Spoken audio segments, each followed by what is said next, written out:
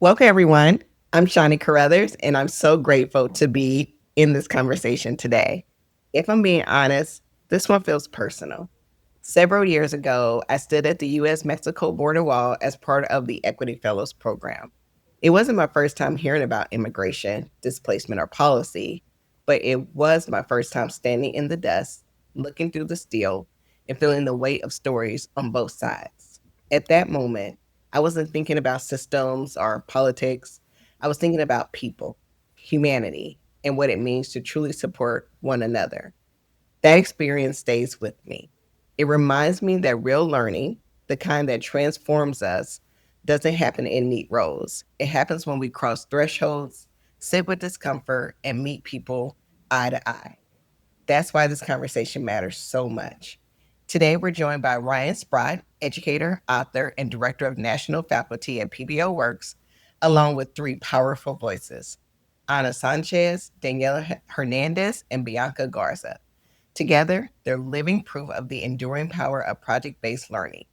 Nearly a decade ago, they stepped outside the traditional classroom to engage in an immersive project at the border, exploring the real stories of migration, justice, and community. That project became more than a grade, it became a lens for life. So today, we're revisiting that project, Borderland, to explore what happens when students don't just study issues, they live them. We'll talk about what they saw, how it changed them, and why that kind of learning is more urgent than ever. And they're doing it all while modeling the enduring power of project based learning. Let's get into it. How did you, Ryan, discover PBL as an educator?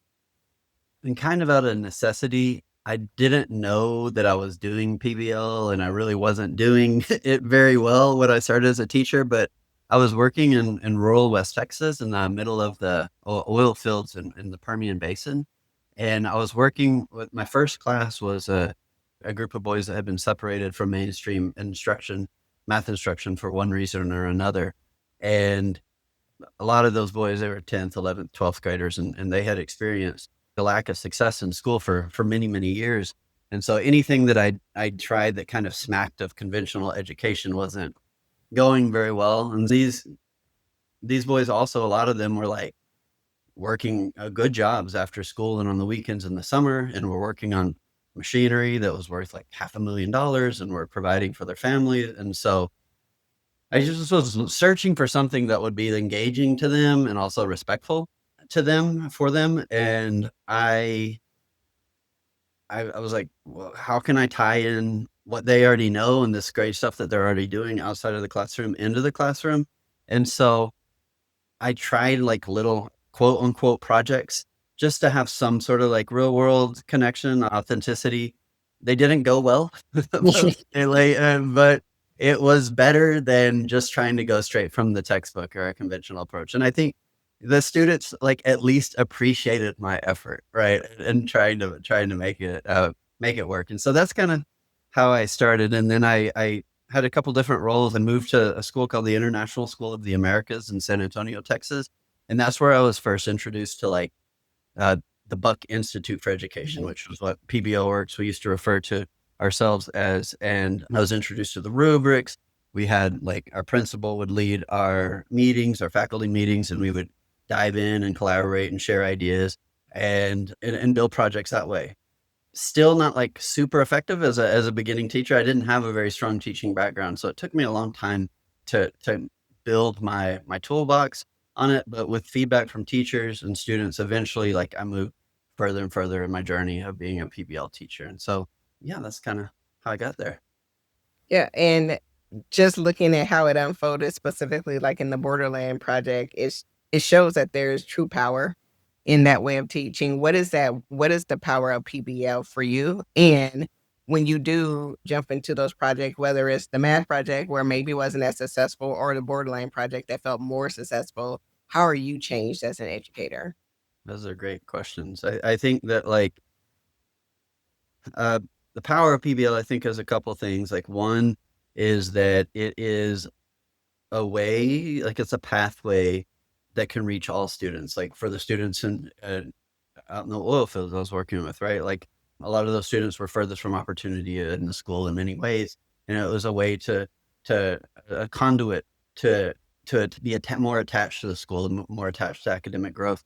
And then also, like, I've taught students who have figured out school, right? Like, it's no problem for them. They've got it all. They've kind of hacked the game, and Mhm. project-based learning can support and challenge them in a new way. So I think that's like part of it. And then the other thing that I think is so important about it is a lot of our conventional approaches to education don't build the things that we really need students to develop and that students want to develop, like empathy, handling, like grappling with real complexity, making connections to the real world. And project-based learning uh, is a framework, is a pedagogical framework that allows us to really focus on skills that we're not necessarily going to be building on just like a testing environment. I think the pedagogical imperative of a learning experience is is everything when we're talking about how do you set up understanding across deepening understanding across people, across between teachers and students. I think if our pedagogical imperative is to move students efficiently to like standardize outcomes, and that's our main focus, we kind of stay in these same roles and we kind of stay the same person. But project-based learning opens these opportunities to be vulnerable, to learn alongside students, to learn with them, learn from them, and to engage in the world in ways that we haven't even expected or imagined, much different than a lot of the ways that we approach our daily work in schools. And so project-based learning has changed me as a person because I've been able to enrich my life through gaining the perspectives of my students. Yeah.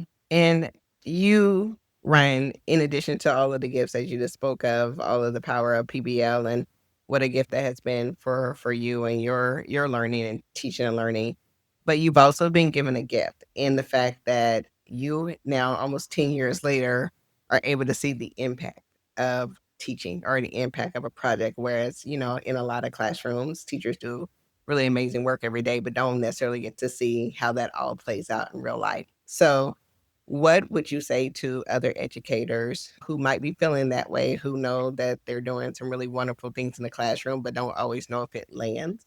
So, because you've been able to see the other side of it, what would you say to those other educators to continue to encourage them to do the good work? Yeah, I mean, it has been a gift, like it's an amazing gift to be able to connect with the students and to see how things are resonating. And during that time, I didn't necessarily know that, right? And so I think, like, I would say to take risk, to take a risk that's appropriate for you and your context, but push yourself into to spaces of some discomfort. I think as you'll hear the students talk about, that was a theme that came across, was like growing in the ability to be uncomfortable and to be okay with that. And I think teachers, we really we can model that, and it's really powerful to model that. So I would suggest for teachers to do that. And then, if you're in a space, you're an educator, and you can tell that a system is serving students well, find a sliver that another approach can be taken, like a practice of freedom, where you're listening to students in new ways and engaging with them in new ways, and just like keep pushing on that sliver and open and open and open. Whether it's in your curriculum or whether it's outside of the school day and the periphery of school, but find those spaces and to push towards like a more humanizing education and something that really is meeting our students' needs. Thank you, Ryan, for sharing all of this great information for us with us, especially the power of project based learning. Now let's turn to the learners to see what that looks like in action. Daniela, Anna, Bianca, welcome to the Getting Smart podcast. Thank you for having me. Thanks Yeah, for having us. absolutely. I said before we started that we're truly covering the globe, and I know that you all really dove deep into global issues through this project, and we're really excited to learn more. So before this project, what was your understanding of the US Mexico border and migration? And then how did being really physically present in the border region dramatically shift that perspective? Bianca, let's start with you. Sure. I'm still trying to accept the fact that you said almost 10 years ago, honestly, but yeah, almost 10 years ago. Before the project, my understanding of the US-Mexico border and really a lot of policies regarding the border were very limited. When this project was kicking off, I was freshly 18, and it was my first year that I was going to be able to vote. And at the time, border policies and lots of rhetoric around those topics was being on a national level, really on a global level, and absolutely at a local level here in San Antonio and in Texas. And while that's pretty much always the case during election years and during campaign heavy years, for me that year really meant something a little bit different. It was the first year that I was able to vote, and the first year that I felt almost with a sense of duty to better understand the things that I was hearing around me, whether it was from my friends or students, my parents, or in the media. So it was a learning process for sure. It was a just kind of like a whole new world where it felt like it meant more than just an opinion about some abstract concept. Being present at the border, it did shift my perspective even more. It made it a lot more real. All of a sudden, it wasn't just a line on a map, and they weren't just people that we were reading about or watching videos about or writing reports about, even. It was their life. So it was a very enlightening experience. Yeah. Daniela, was your experience similar or did you have a different perspective? Yeah, it was a little different, but I think for me, the border was always something that was very real and personal for me. I would often visit the border to go visit family in Mexico, and so I would often spend like summers like traveling to Laredo and then crossing over to Nuevo Laredo. And so I had that personal experience, but being able to kind of do this in a more academic setting was a little different because it wasn't something that is normally taught in schools or something that you really learn about. And so I think being able to be in an academic setting, learning about, migration and border policies and how that's kind of shifted throughout the years, but also being able to incorporate like my lived experiences and my family's history into that was something that was really special. And I think it was also, really cool getting to witness my classmates either experience it for the first time or also, we had other classmates that like had similar experiences to myself and my family. And so being able to like kind of blend all of that together while having Dr. Sprott kind of and Jason lead us through that experience. And what I really appreciated was that both of them were very upfront about like their identities and how that kind of shifted the dynamic. Yeah, and Anna, some of the things that Bianca and Daniela are sourced was just about just like the realness of the experience, and you're actually sitting in Mexico right now, and so you're still really feeling all of that. What was your experience with this project? Yeah, for sure. I think I had a similar, like, kind of combined experience of the both of them because to me, I think I thought of the border as something that was a part of like family storytelling. To me, it was my dad would talk a lot about going to summers in Brownsville to visit his grandmother and that they would cross back and forth all the time. They would go to lunch or whatever. And so to me, it was there was and also just the way that like Mexicans tell stories, there's a very like almost mythology to the border, and there's an entire literary movement around vendetta stories. But I get so actually being there and the storytelling, it was real and like emotionally real to me when I was a kid. And but going there, I think seeing the reality that I get putting those two things together of like physical reality and emotion. And that was really, I guess, culminating for me as a person. Like all these terms are really fraught, but like it more being centered about how do I interact with these structures that still affect my family, still affect me, still affect all my peers, and how do I fit into them, if that makes sense. No, it Sorry. makes total sense. Yeah, no, and I love that you reference storytelling at Kitty Smart. We truly do believe in the power of storytelling and amplifying the students' voices and how that helps them show up differently in all spaces, especially in educational spaces. And so Daniela, when you heard the different stories, or maybe you started to live the different stories that you heard, how did that help you build your confidence and your sense of belonging? And then did that help you, like in your classes, want to show up differently?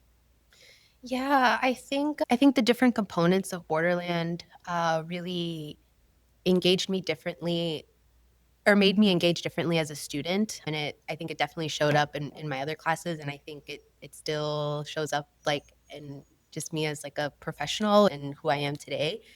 And I think we had so many different assignments about oral histories and also just, doing interviews with different folks and being able to bring the products that I did, but also then get to hear what my like peers were hearing and were collecting. I think it really kind of brought the course together because we couldn't always all, be together and be learning like the same exact thing, but kind of bringing it all to a culminating space was nice. Yeah. Yeah. And I know there were so many moments that you all experienced that truly had a really profound impact on your life at that time, and then maybe even as you all have reflected over these last, as Bianca said, wow, almost 10 years, that you all may still think about today. Bianca, can you recall a specific moment during the project that really had that kind of impact on you, and remember what made that moment so powerful? There were several. Honestly, it's hard to choose one. The ones that stick out the most to me are when we went and saw the border. Like we went to the Santana Wildlife Refuge and we all just stood there in this very, very beautiful place. It was, it's a wildlife refuge. There was birds everywhere. And then you kind of get to the edge of where the Rio Grande is and you're looking at Mexico. And then I had this realization of it looks exactly like the ground that I'm standing on. Also, I could probably, if I got a running start, I could probably jump it. Like just these thoughts in my mind of this concept of a border, the ways that we have been learning about it kind of all came to a head of it's a made up concept. There's no, at the time, at least there was no physical delineation in that area. And that really kind of brought everything full circle for me and made me realize that I'm not just talking about a line on a map. There's a lot more than that. Going through working with South Texas Human Rights Center, they would set out water for people who were crossing the border, regardless of their documentation status. And we're going around and looking at all these checkpoints that have barrels full of gallons of water and thinking like, this is so great. This is something that can only be beneficial. And then to have one of the representatives who worked there tell us, yeah, they're often vandalized. People often stab them and let all of the water just drain out. It was it kind of felt surreal in the moment because it was something that I could not understand. And frankly, I still don't understand that. But realizing that there were people who felt so differently from how I felt and were using those feelings and those opinions to take action in a way that was extremely detrimental to another human being, regardless of where they were born. It definitely made me realize the gravity of the things that we were learning about. Yeah, I just wanted to just pause for a moment just to let it sit because that's really heavy, and it's just a powerful reminder that just when you experience a thing, it's not always like this joyful thing, right? That reflection is a journey. And so, Anna, thinking about your journey as well, what were some profound moments that, or maybe even one specific one that stood out to you? Yeah, I'm really glad Bianca brought up the South Texas human rights because I think that also the way, what we're describing is a kind of violence. It's inflicting violence on water, like what humans need to survive. And so it's, violence by proxy. And I was thinking about that because when we have media narratives about the border, we have media narratives about people who are coming here. The idea is that these are violent people, these are criminals. And in actuality, the violence that's happening at the border is being inflicted upon migrants. And I think a lot of people have no idea, have really no way to conceptualize that, because the people have been so dehumanized that the idea, like, to me, that's unfathomable. To deny someone water is unfathomable.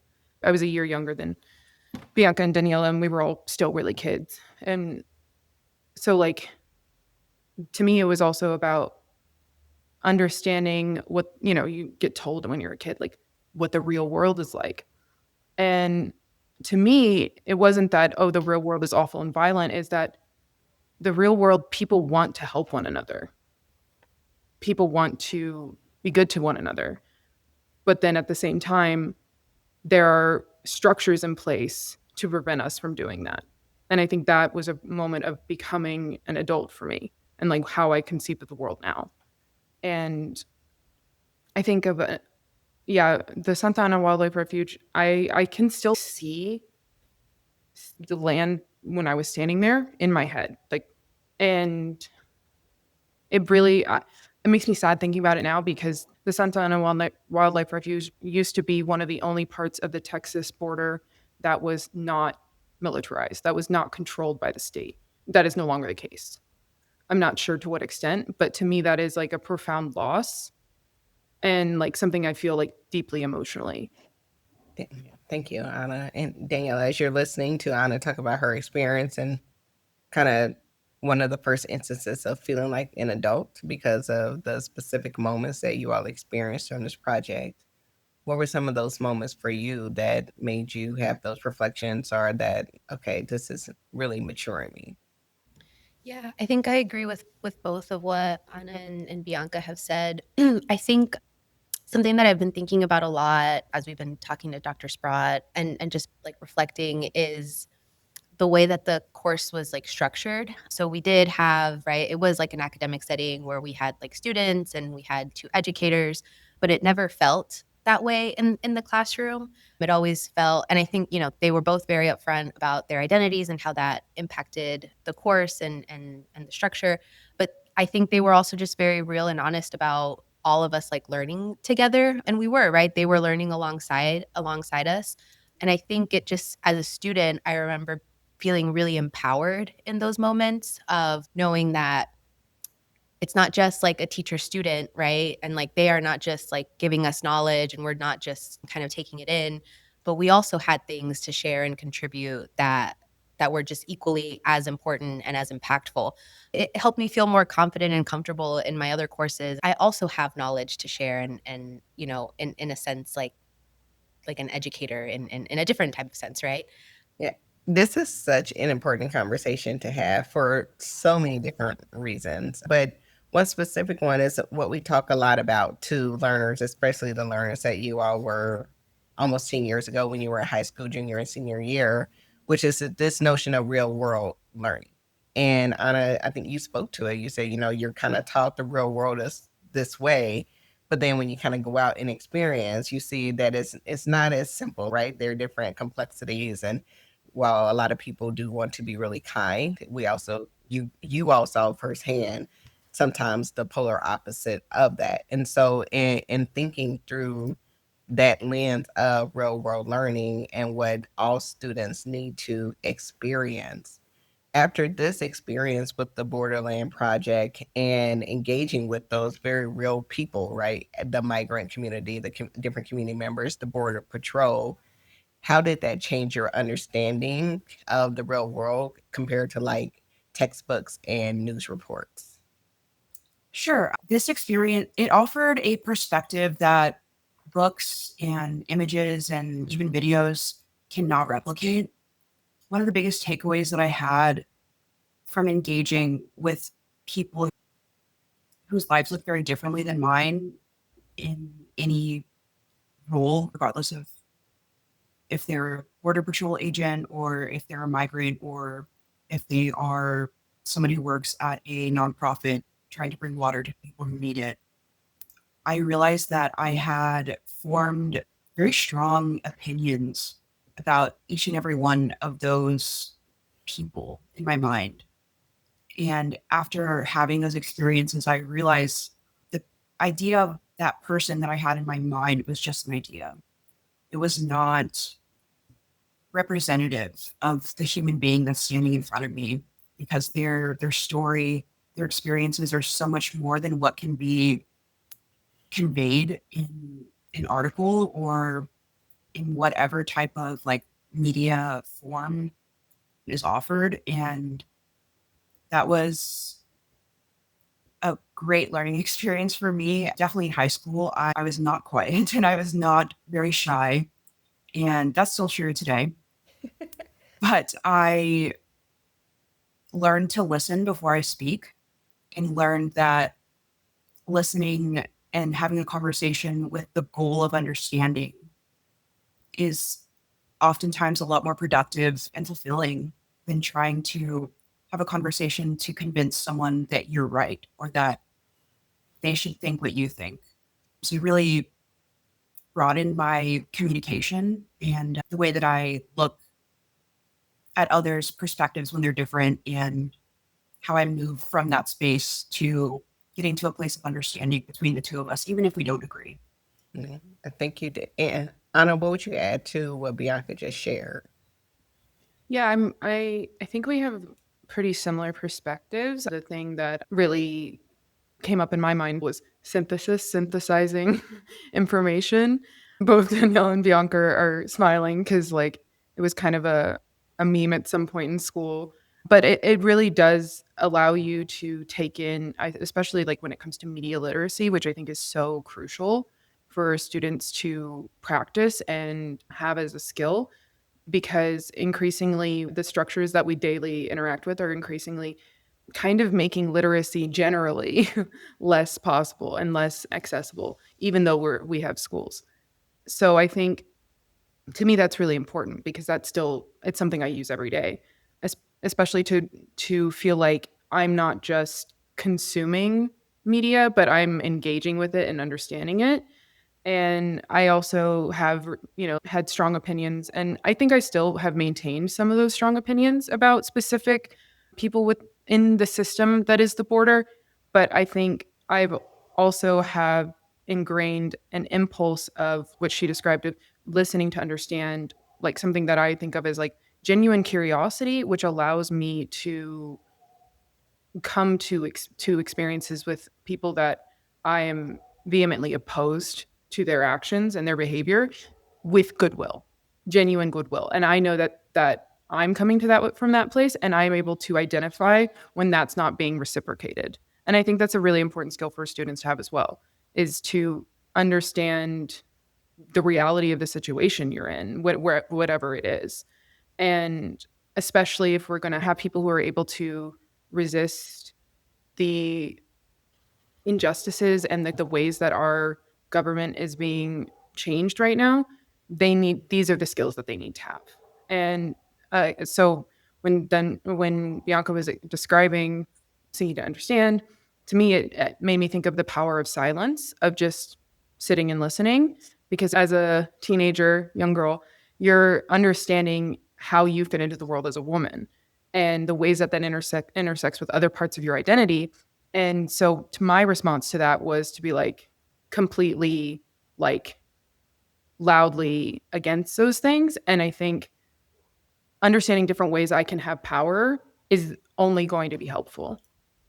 Yeah. Oh gosh, so many gems are being dropped tonight, and you all have sourced a component of this question that I didn't ask, but really needs to be answered. And that is, what are some of the skills based on what you all experienced that students today need to carry with them? And Anna, one of the examples that you shared was around media literacy. So Daniela, as you talk about what this felt like for you from a real world learning standpoint, I am also interested in hearing, based on your experience, what the students of today need to be able to do and know in order to really live in this world in the way in which you all would love to see for our communities. Yeah, I think, one of the things that we really learned, and I think both Anna and Bianca really touched on this, was like learning how to ask questions, really understanding that there are multiple sides to issues and especially to like more contentious topics, and with there being like multiple sides, understanding that complex issues require complex like solutions. It's not going to be like a one size fits all approach. And to get there, you do have to engage in those conversations with all the sides, right? And it may be folks that you might not normally agree with. And I think that felt true when we talked to some folks during the class. I think it was a border patrol agent who I think, you know, just to be honest, like I normally would not have wanted to or would not have agreed with him. But it was, you know, taking the time to talk to him, and it was about like listening to understand where they are coming from, because I think to get even to a place where you can start talking about solutions, you do have to understand the other side, and the other side like has to understand you, and it kind of all just kind of has to happen to move forward. Yeah, but I think, you know, the course really allowed us to practice all of those like skill sets in an area where it felt really safe to do so, and we were all learning together and kind of like learning those skill sets together, and really just has allowed me then to kind of continue that like post high school. And I think those are really important skill sets to have. Our world is changing very rapidly nowadays, and to be able, like Anna said, to like really understand like all that is happening and all the changes that are coming, I like it's especially important for like students to be able to engage in that way, like deeper than like a superficial level. Yeah. You know, like you all sharing this and reflecting, I know it didn't just come in that moment. I remember when I went to the border wall in San Diego, you don't just walk away the same, right? And you don't just walk away and reflect for 30 minutes and then you move on. And just listening to you all, this is something that you all continue to carry with you. But in the moments or during the project, you all had a component, an art component, that really did allow you to take that time for reflection, to process, to express yourself in a different way, to deepen your understanding of, like Daniela was saying, the complex issues that require complex solutions. So, Anna, what did that component, how was that component beneficial for you, that art component, as a reflection tool? The most I got out of it was viewing and interacting with my peers' work. Like we had these like shared journals, and I thought that was really great because we were able to see what other people were thinking over time. And the way that I process information is mostly like through writing. So I wrote a lot in the journals. I honestly wish I had taken more advantage of the art component because I didn't fully engage with it in the way that I wish I had. And I think it's also something, a lesson in humility, in that like with students, like something that I probably should have, I thought I had fully internalized, but maybe I didn't, that at the time that like you have to trust your teacher, and that has to be able to be something that you fully do. And so when you don't fully engage with something, it may come from a lack of trust of your teacher, or it may come from pride, whatever. But learning humility in that way of being like, okay, like I'll just do it, like why not? I think that's something that I learned from this situation, and would hope that others would be like, what do I have to lose, you know? Yeah. Bianca, were you able to lean into the art component? I actually almost chose not to take the course because I was very intimidated at the of the art component. I had never, and really still don't, consider myself to be very artistic. And the idea that I would have assignments that didn't have grades was very confusing to me at the time. I was very grade focused and very analytical, and really still am. And so I found that to be very intimidating.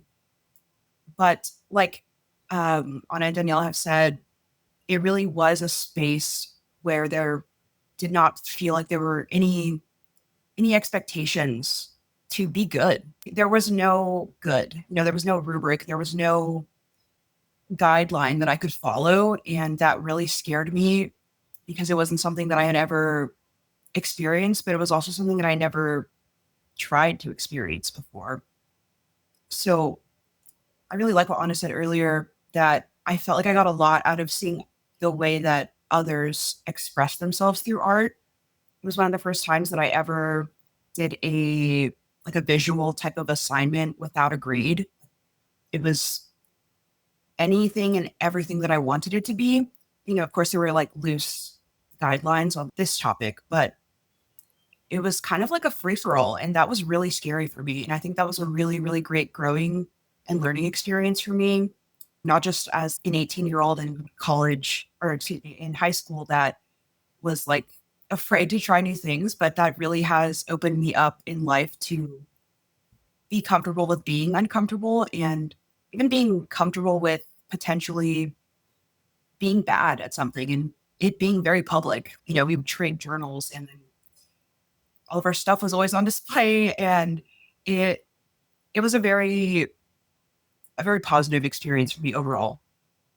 Yeah. And thank you for saying that growth comes from uncomfortable places. And it's okay to be bad at something and for it to be very public because that's where the true learning occurs. And I know that, like you said, it wasn't easy, it was challenging. And Daniela, as you think about other components of this project, of the Borderland project, that felt particularly challenging for you, what was one of those parts and how did you navigate that? Yeah, I think it was, the art component and being uncomfortable. I actually almost didn't take the course, and one of the other like courses that he offered, it was around the death penalty. I almost didn't take them because they were focused on art, and I remember telling him, I'm like not artistic, man. I'm not an artist. But, the way he talked about what art was and learning what art was, that art was really like it wasn't just like the drawing that I was like thinking of. And so I'm really glad that he convinced me otherwise and that I got to have these experiences. But I think, yeah, similarly, I think one of the hardest parts was being uncomfortable, whether it was with like the art component and, trying to figure out what that meant, or it was like having conversations with people that I like normally would not have like agreed with or wanted to talk to begin with. And I think the way the course was set up was really helpful and helped me like kind of overcome that. It really did. Again, I know I keep repeating this, but it really did. It was such a different experience and really made it important knowing that we were like all collectively learning together, even Dr. Sprott and Jason alongside us. And so I think that really helped me like overcome with being uncomfortable. But I think they were both also just very honest about to be able to grow as a person and as a student and as an academic or whatever, you do have to be a little uncomfortable and you have to be like okay with that and just kind of trust that that uncomfortableness will shift into growth and you'll be a better person for it. And so, yeah, I'm really glad that I was like able to be uncomfortable and like I was okay with that. And I think I've taken that into my life now and like where like my career, which also feels really weird to say. And did it shift into growth? It did, yes. I hope I feel it internally and I hope it's noticed, also externally too. But yeah, it definitely Yeah, did. well, how you feel is all that matters. And so, as we are on this podcast today and we're talking almost 10 years later, what specific lessons or insights from the Borderland project still resonates with you and or influences your thinking? And I'll ask each of you. Anna, we'll start with you. The way that we trusted each other, the way it was structured, we had these chalk talks. I don't think I've ever had an educational experience where we were all kind of so much on the same page, where we were, and it wasn't that we all had the same opinions or the same perspectives, but that we all had the same goal and we knew what we were doing. We knew what we were working for. And that it wasn't, and we, trusting the teacher, and that was how we created knowledge. And that was really profound to me because the fact that a bunch of teenagers could create knowledge is, I think, incredibly radical and revolutionary because I think we see not knowledge as extremely hierarchical. And I think to me, that was a moment of feeling collective power and individual power at the same time, and that those things aren't exclusive. And so much of that experience has shaped how I think about my education, myself, how I engage with my community, and trying to, knowing that another world is possible and believing that it can be realized, and transformed classroom hierarchies. And I thought that was extremely powerful, and it completely shaped me as a person and a student.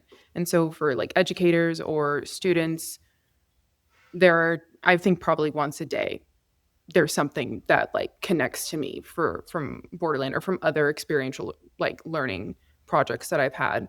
And I can't say the same necessarily for things that have happened in a classroom. So I think that's kind of showing like the power and like how much it can do. Yeah. Bianca, what would you add to that for what resonates with you?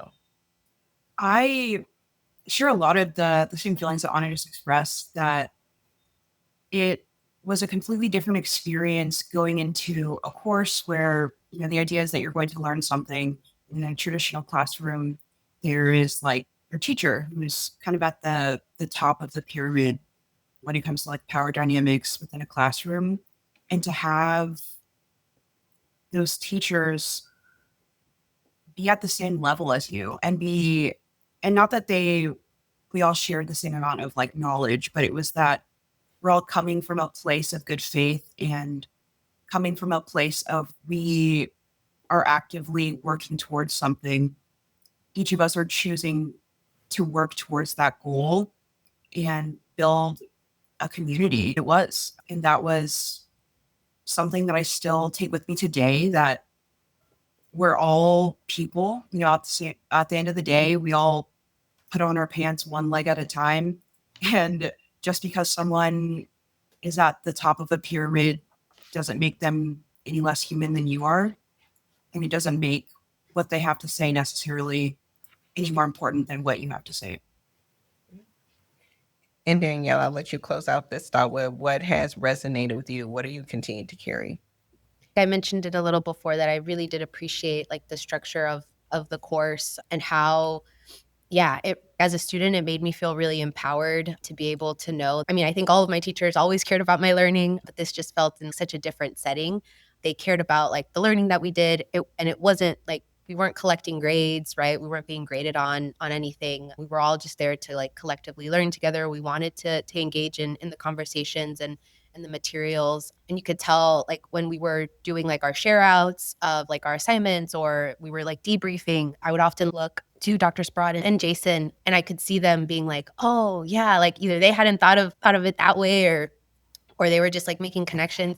And it was a really cool thing to witness and experience. And I think it just made me really feel like I had ownership of my education, but that I could also, I was like, oh, I'm an 18-year-old student and they're also like learning from me, which, was something that was so different than my other courses. And it just really made me feel, yeah, more confident as a student. And again, was able to kind of carry that with me, and I still do.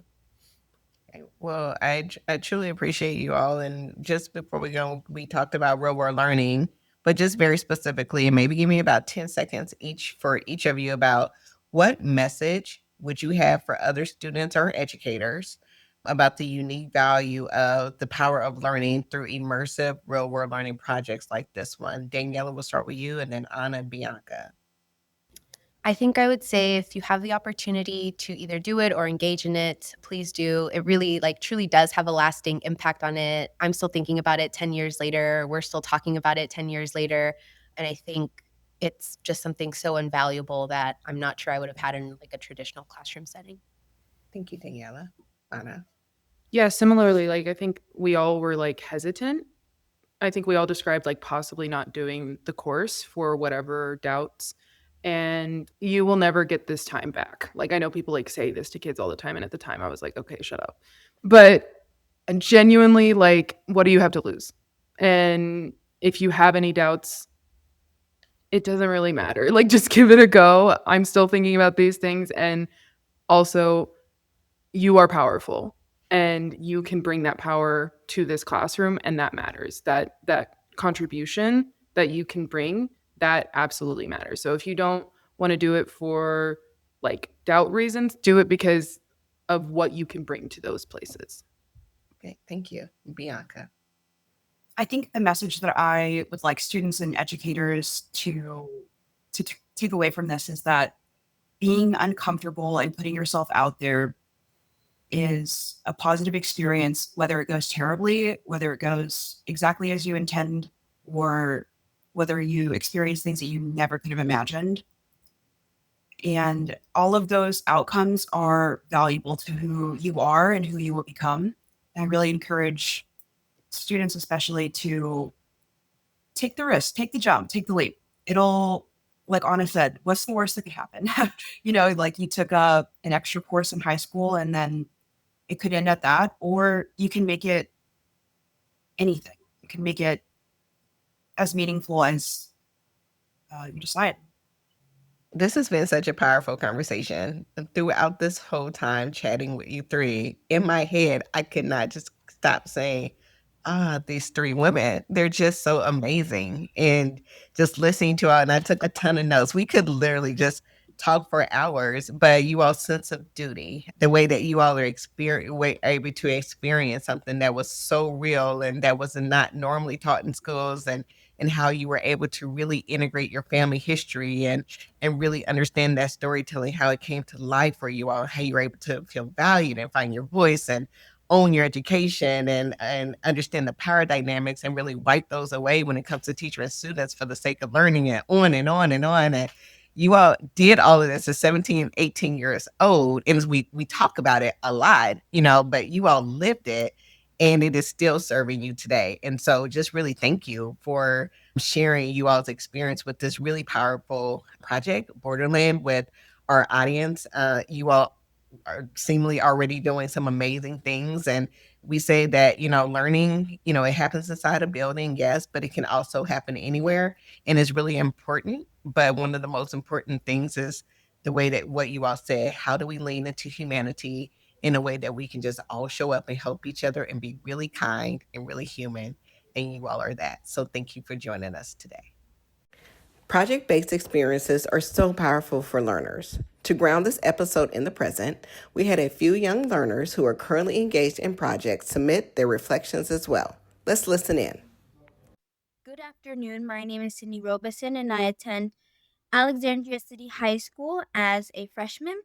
And this year, during our AP Human Geography class, we had a baby box assignment. So I believe this assignment was given during our Unit 2, which was migration and population. And we were tasked with creating a baby box based on a country of our choosing. So our group, we chose Ethiopia. Then we were challenged to create an infographic based on research that we did about our country and about their population statistics, along with their pregnancy statistics, access to healthcare statistics, and maternal statistics, and other statistics such as the TRF, which is the total fertility rate, or the maternal mortality rate, which are terms that we learned in class during that unit. And then we were tasked with creating a baby box specific to that country and the things that the women in that country would need. So, for example, if it was like more of a hot country where they were dealing with mosquito problems, we would add like maybe a net or something to protect the baby so they would be less likely to be infected by mosquitoes. And I just thought it was a really cool project as it really showed us the global differences and the geographic differences and how different countries tackle pregnancy and what that looks like in different countries and how we as students may be able to help those people. Hi, my name is Cheyenne Marie Griffin. I'm from UPSM High School, and I'm a 9th grader. And we've been doing PBLs for a bit. My favorite one being this EOA PBL, where I got to act out a toxic relationship. What literature did y'all use to learn about toxic relationships? We did Romeo and Juliet. Now, I really like PBLs because it helps me learn a lot better than reading a book or reading something. I like doing things on hand or doing things with my hands more than anything else. The current project I'm working on is a health project about drugs. There's multiple drugs we could learn about and alcohol. What drug are you focused on? Cocaine. Okay. And how are you going to demonstrate your learning about cocaine? Is it a presentation? Yeah, presentation slideshow. And Obviously, you can show your learning through a test, right? Yes. What is the value of presenting your learning in front of your classmates? Presenting actually helps with a lot of things like feedback. Feedback is a very important thing. Having your whole entire class see what you're doing is a lot more helpful for like presentations when you get older and stuff. Thanks for tuning in to the Getting Smart podcast today. We want this podcast to be actionable, insightful, and a great way to learn about what's next in learning. In order to stay on the cutting edge, we need people in the field to tell us what they're hearing, what they're wanting, and what they're needing to learn more about.